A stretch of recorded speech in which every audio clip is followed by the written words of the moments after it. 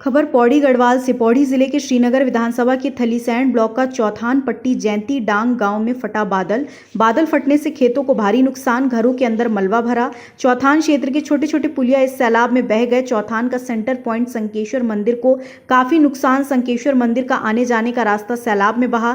काफी लोगों की गौशाला दबे। चौथान का गांव गोगनी में 6 बकरी मर गई गौशाला में दबाकर। वही बालवीर जैंतवाल ने बताया कि प्रशासन को डांग गांव में जाकर जनता की बात सुनकर उनकी जितनी मदद हो सके करनी चाहिए, क्योंकि खेतों से लगा घरों में तक मलबा भरने से काफी नुकसान हो गया है। नमस्कार, मेरा नाम बलवीर जैंतवाला, मैं थलीसैंण ब्लॉक का चौथान पट्टी का रहने वाला हूं और मैं जैंती डांग का रहने वाला हूं। और हमारे यहां कल डांग गांव में भारी तबाही मची है, जिसके कारण से वहां पे बादल फटा है।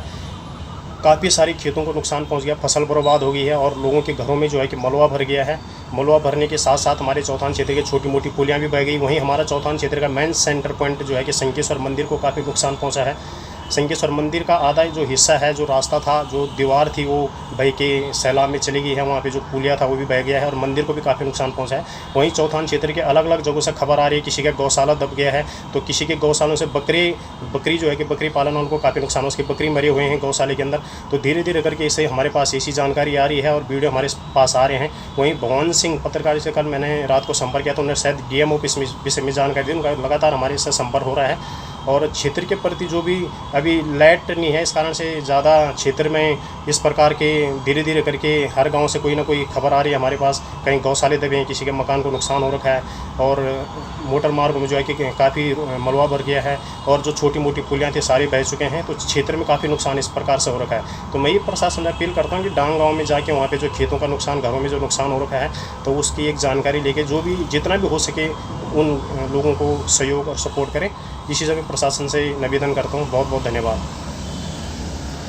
नमस्कार, मैं देवेंद्र बिष्ट, ग्राम केमवाड़ी, ग्राम सभा जैंती डांग पट्टी चौथान का निवासी हूँ। कल यहाँ पर बादल फटने के कारण डांग गांव, जो एक बहुत ही दुर्गम का गांव है, उसके ठीक ऊपर बादल फटने के कारण काफ़ी नुकसान हुआ है। लोगों के खेत, गौशाले और मकानों पर काफ़ी क्षति हुई है। उसके बाद जो बादल फटने के बाद पानी बहा, उसके साथ जो मलबा आया, उसने अपने आगे आने वाले गांव जैसे किमवाड़ी, नीचे हमारा शिवालय मंदिर, जितने भी रास्ते में पड़े सारे खेत और पुल, जो लोगों के आने जाने के साधन थे, सारे क्षतिग्रस्त हो गए हैं, सारे बह गए हैं, जिससे पूरे क्षेत्र में भय का माहौल बना हुआ है।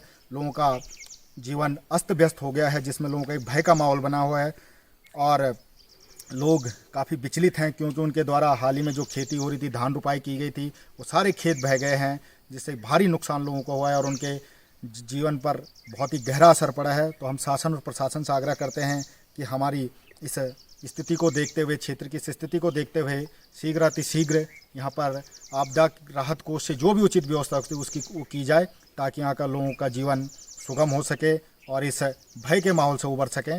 साथ ही यहाँ पर जितने भी पुल और रास्ते बह गए हैं, आपदा कोष से उनके लिए त्वरित व्यवस्था की जाए, ताकि लोगों को सुगमता हो सके और इस भय के माहौल से उठ सकें। खबर भारतवर्ष के लिए पौड़ी गढ़वाल उत्तराखंड से भगवान सिंह की रिपोर्ट। अपने शहर, अपने प्रदेश की ताज़ा खबरों के लिए लाइक करें, शेयर करें, सब्सक्राइब करें और हाँ, बेल आइकन दबाना ना भूलें, क्योंकि खबर हमारी, फैसला जनतंत्र का।